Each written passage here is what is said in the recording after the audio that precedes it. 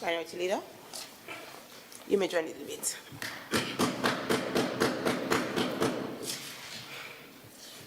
Thank you, Madam Presiding Officer.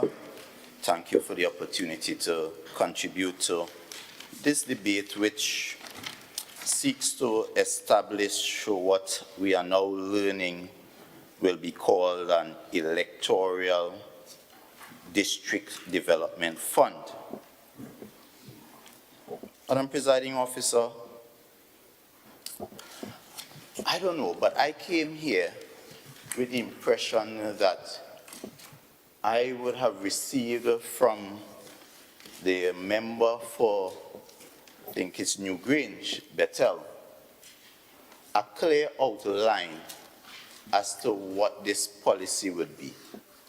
Instead, what I received is a cut and paste document from what is the Handbook on Constituency Development Fund. Madam Presiding Officer, this can't be how we conduct. That is a lazy work.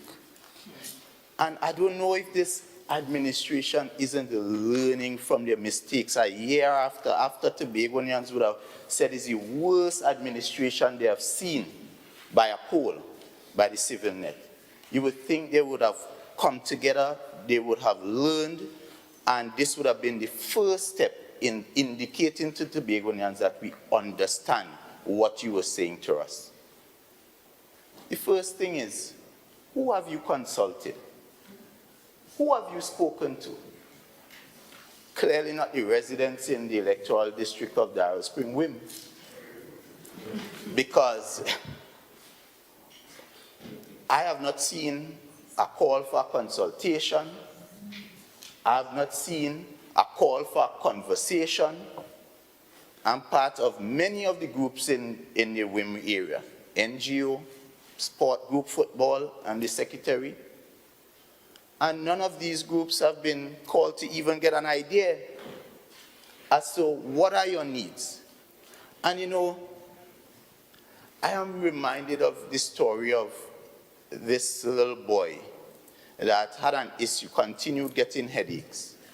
And the parent kept carrying him to the doctor, and all the doctor was giving him was Panadol to stop the headache. But recognized that the headache continued, it kept reoccurring. And it was not until they decided to do a CT scan that they recognized it was in fact a tumor. And what it required was a surgery to remove the tumor so that the person can be properly healed. And it goes to Mr. Charles used to say it, former chief secretary. If you misdiagnose the illness, you would misprescribe the diagnosis. You would give them the wrong treatment. And at this point, I've seen no problem analysis. Nowhere in this presentation has the secretary outlined what is the issue or what are the issues are we trying to address. What is this problem that is in front of us all that we are trying to treat with? If you have not done a situational analysis, how could you come up with a policy? Because I've heard him say there's a 20-page document to which none of us have seen. But yet you are asking us to come together, huddle, and then agree in the first instance to huddle when we don't even know what we're huddling for. And for me, I was prepared before I saw the presentation to say, very good idea. Perhaps let us look at the merit and demerit of it. But I don't even know what the idea is. I am clueless. And it speaks to a level of, I said, laziness. Because all you have done, and it is so embarrassing, to the point that you didn't even transfer this issue of parliamentarians to assemblymen. You just read out of this handbook, cut and paste, word for word, line by line. not understanding that Tobago has its own nuances. We know how districts are in Darrell Spring Wim, especially the fact that we have now moved from 12 districts to 15. We know how the area is aligned. I'm voting over in Plymouth, Blackrock, but I live in, my residence is in Wim. So you form a district council. I am part of the Swam Village Council. Yet you are telling me if there's an issue or in terms of the district council, because I belong to Plymouth Blackrock, I have to leave Wim and go all the way down to the district council meetings down in Plymouth or Blackrock. And this is why I'm saying first, and it just continues to show that you're putting the cart before the horse. The first thing should have happened is us going to the people. That should have been where this thing started. We need, too many times, government is top up, top down, and not bottom up, and you all promised the people that it would be, as you've rightfully said in this preamble, village by village, community by community, child by child. But this is Trevor, this is Farley, this is Terence, and whatever else. Forget the people. I'm just calling names. I'm just calling names. I'm not calling members. I'm saying this is who it seemed to me. Continue, member. It Continue. seemed to me that we're just picking up names and picking up personalities, but we're not seeing about people. Madam Presiding Officer, when I look at this, I am saying to myself, just let us look at the minimum. What can $150,000 do? What can 150,000, Madam Presiding? Members, allow the minority leader to continue, please. Go ahead. Member? Madam Presiding Officer, this was a campaign promise of the PDP. I don't know if they're still carrying the mandate or not.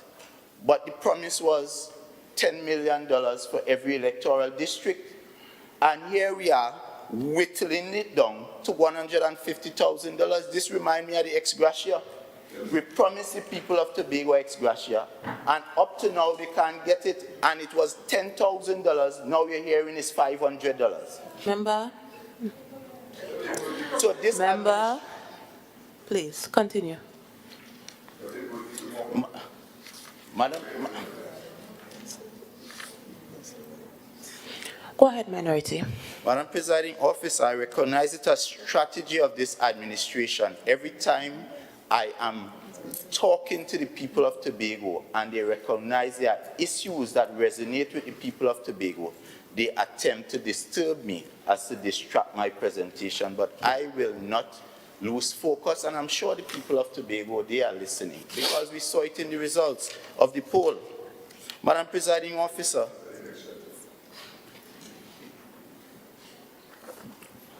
Minority leader, continue. Please allow him to finish his presentation. Thank you.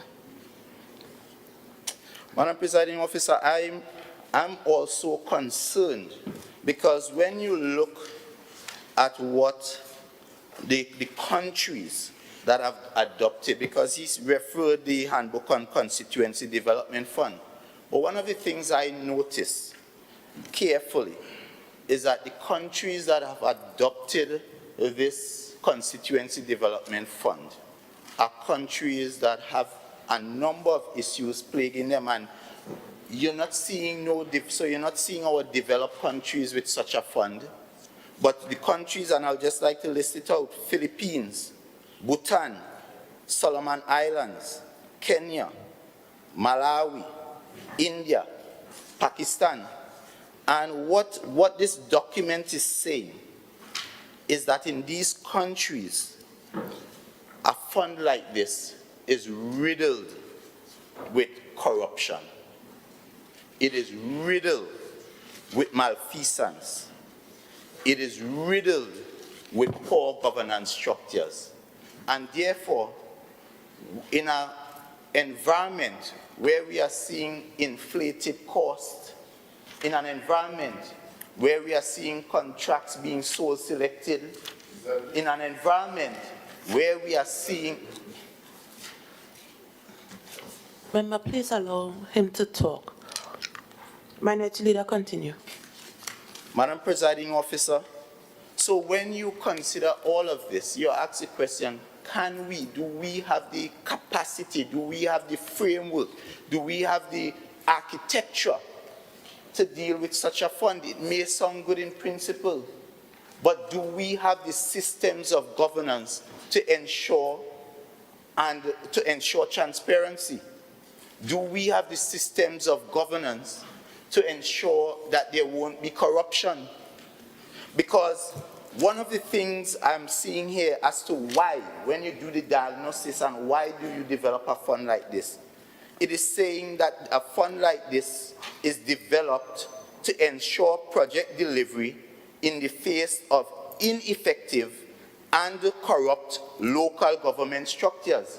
So is it that the administration here is confirming that they are in fact ineffective in their delivery and that they are in fact corrupt? Because that is one of the reasons purported in this document by the same very CPA why funds of this nature is developed. And then they are showing what are some of the deficiencies. Deficiency number 1, breaching the separation of powers. And that is an important point, because we all know in the Tobago scenario, we have two main systems, we have two main bodies of government. We have the legislative and we have the executive.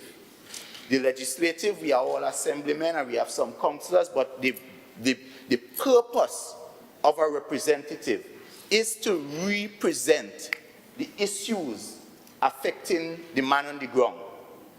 And the purpose of the executive is to implement those issues that you as the representative bring to the fore. So if we were having that done effectively, I would not have a response from my colleague, Scarborough Calder Hall today, because I would have represented the issues in Darrell Spring by identifying the roads, the drainage, where needs retaining walls.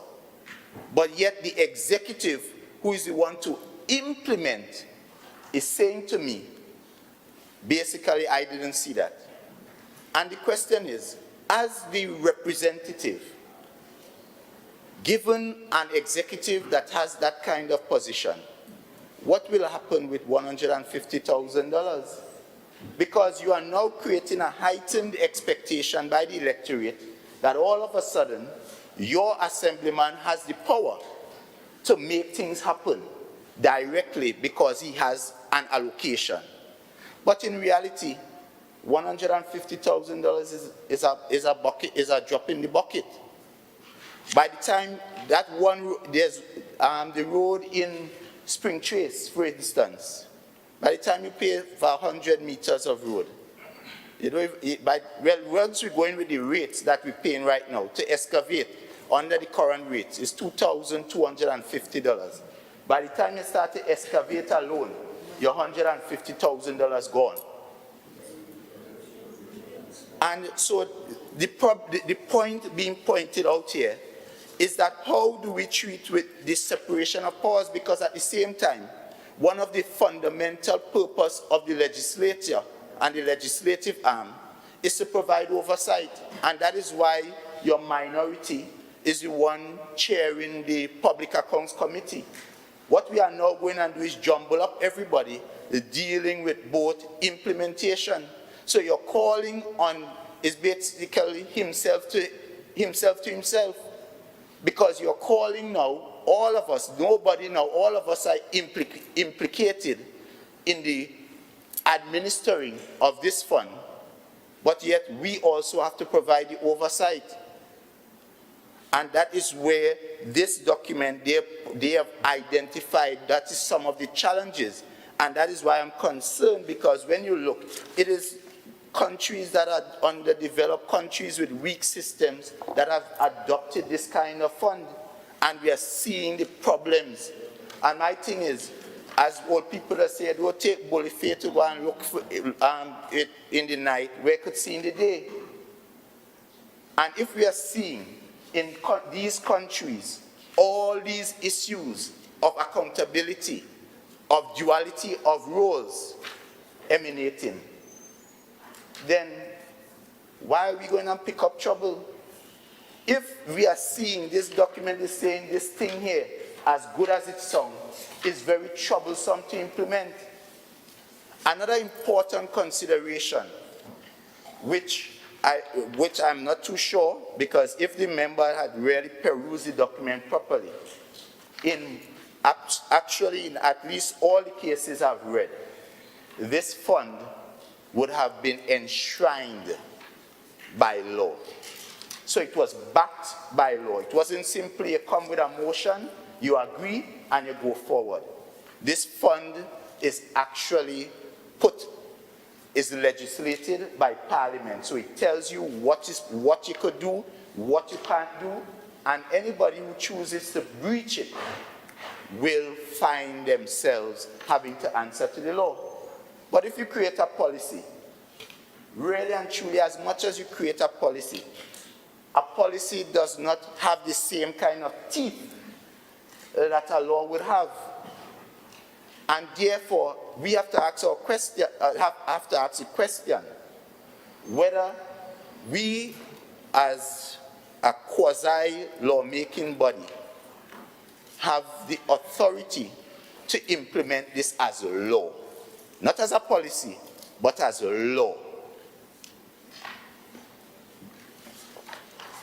Madam Presiding Officer, when I look at this document, I cannot help, as I said, talk about the issue of accountability and priorities. And the question, what is going to be the system that would ensure that checks and balances are done?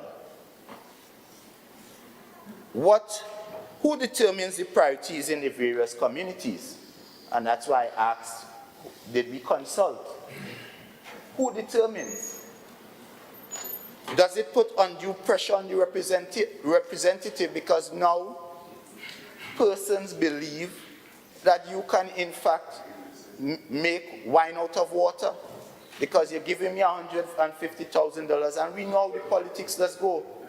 When somebody go to Division of Works and complain about the bad road or the bad drain, you're going to tell them go by Kelvon because he has money to deal with that. And now the person believes the representative will say have money to deal with that, but don't have money to deal with that. And it cannot be done. When the next time come around, Kelvon didn't deal with that, so Kelvon is a bad representative. And I hope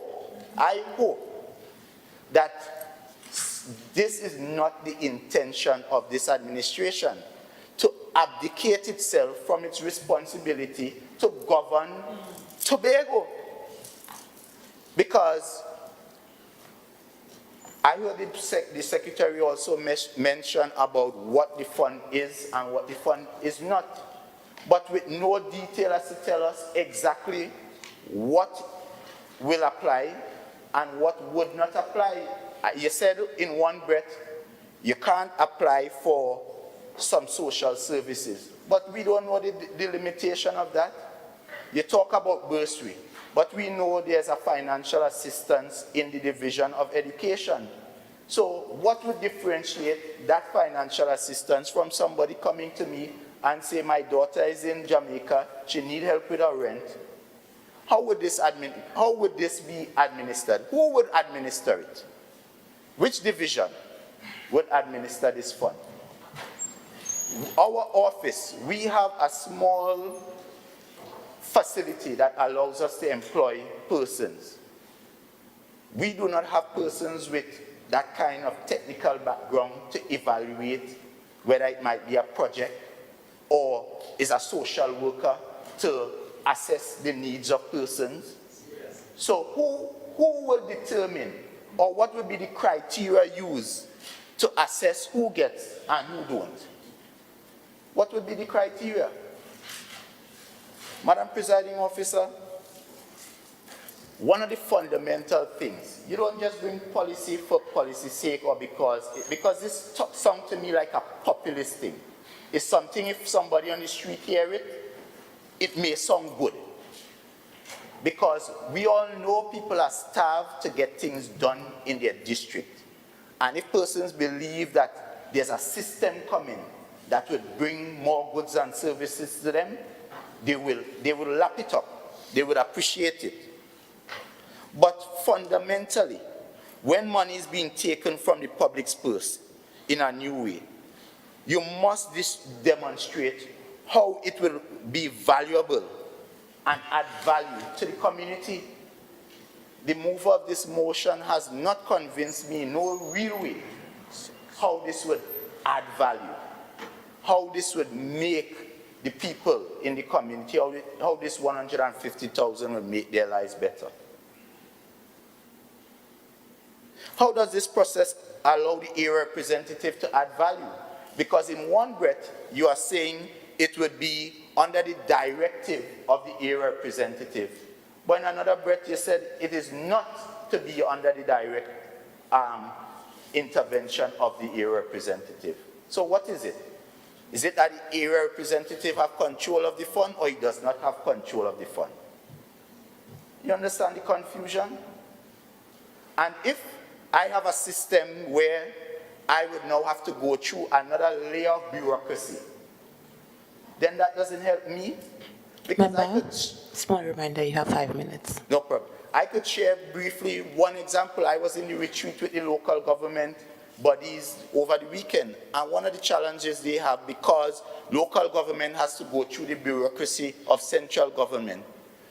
We may have a road like the road down in Spring Trace, where persons are clamoring for the roads to be fixed. And I may have my 150,000 and decide, okay, well, them people really need a road, let me put up for that road. And by the time, because the people got so impatient, they start to protest. And the division might very well say, let me go down and fix the road. But I am waiting for this system and all the wheels to turn. So I end up coming closer to the end of the financial. Division go on and pave the road. I already put up for the road. The money now approved, financial year closed, so I can't even put up for our next project. I lose that opportunity. You understand? So these are some of the issues, real issues. What about liability? Just yesterday I got a call from a resident in San Cecil about a roadway that was done by the Division of Infrastructure. And the gentleman started the conversation as, you all impeach on my property. And I had to explain to him, sir, I am the representative. What I do is advocate. I will advocate for things, goods and services, and for your issues to be treated with. But I do not implement. So the liability of implementation lies with the Division of Infrastructure. But in this situation now, what would be added to the representative is a liability to which he has no control. Because now, when the project is implemented, what Miss Jill or Brother Jack knows is that it either go to the representative, he put up for the project, and this is the situation. So in my view, I applied, yes, applied, I requested, I asked, I begged, synonyms, all the same meaning. Right? So, Madam Presiding Officer, there's a lot more that can be said on this, but what I would humbly recommend, perhaps good idea, but the Secretary needs to do his research, go and talk to the people of Tobago, we'll and come again, and we'll consider it. I thank you.